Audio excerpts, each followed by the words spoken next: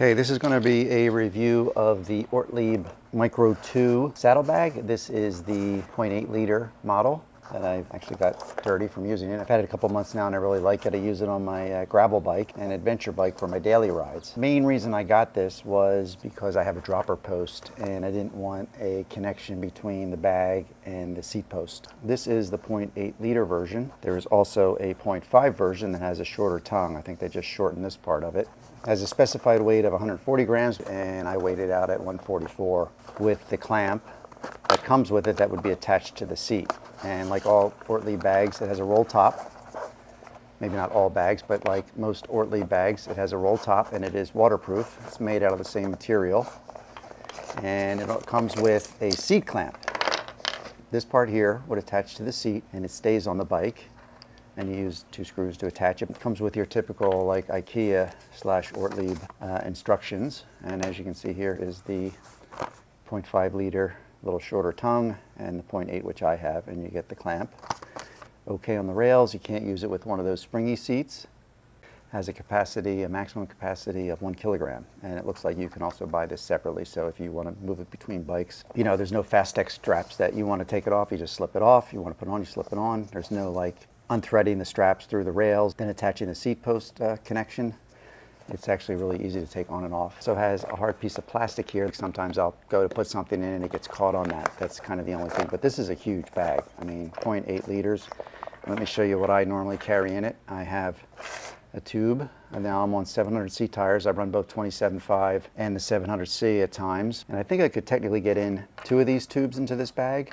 But as you can see here, I have one mounted on the frame. So if I want to carry 2 tubes, I can put one in the bag and one on the frame. If I put this 27 in here, and then I have, it's a pretty heavy tool. You know, this is for when I do gravel rides and I'm just out for the day. A reamer and some bacon strips because I'm tubeless. Basically some brake pads, which, you know, technically you don't need to carry on a day ride. Valve core remover, spare stems, an extra piece of chain. You know, your typical stuff. Quick links, some valve cores, and then a press-to Schrader adapter. And then I have a derailleur hanger. My favorite tool, the Toe Peak multi-tool. Tire boot, and I have a couple spare pieces of tube. Zip ties, and then these things are called bongo ties. It's just basically a rubber band with a dowel so you can wrap it around something. That's how you see I have the tube attached on the frame. It's so voluminous that the items in there, I should have put the zip ties in first, that if I do this and I seal it up,